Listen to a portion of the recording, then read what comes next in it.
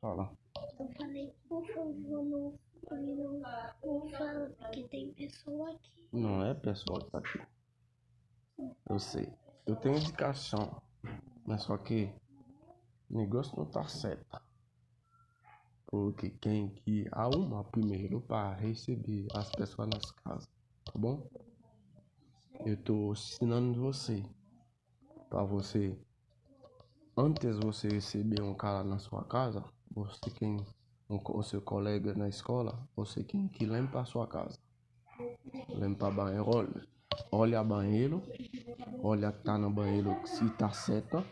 Se banheiro não tá sujo, tem que limpar. Limpar seu quarto, arrumar todo lugar. Depois para receber seu colega. Não pode receber ninguém dentro da casa se a casa tá suja. Se a casa tá suja, tem alguém chegar aqui, ele vê a casa tá suja, ele não vai falar bem de você. Ele vai falar quando chegar com outra colega que ele vai falar mal de você. Tudo bem, filha? Eu não tô falando nada errado. Tudo que eu tô falando é bom. Eu não sou errada, eu não sou ruim. Eu penso antes que eu falo, é que eu penso tudo. Tudo que eu tô ensinando pro seu bem. Tô ensinando bem. Eu não tenho problema com sua mãe também. Só que tudo que eu tô falando na cabeça dela, tudo que eu tô falando com ela, é um negócio pro bem dela. Porque ela não quer mudar. Ela não quer mudar. Eu tô falando. Quem que limpa a casa, quem que olha pra cima, que tá ruim, quem que tá certo. Quem que vê em cima de geladeira tá sujo, tudo tá sujo, quem passa a pana. O que eu tô falando?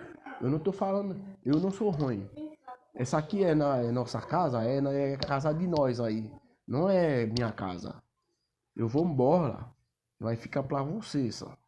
Eu não quero saber. Mas só que eu não tenho casa por sua mãe. Essa casa é de vocês, minhas filhas. Só que se sua mãe ficar de boa, ela vai ficar. Se não ficar de boa, não tem jeito. Isso aqui é eu fazer pra vocês. Tudo bem? Eu não sou ruim. Eu sou bom. Todo mundo que me conhece é um cara de verdade. Beleza?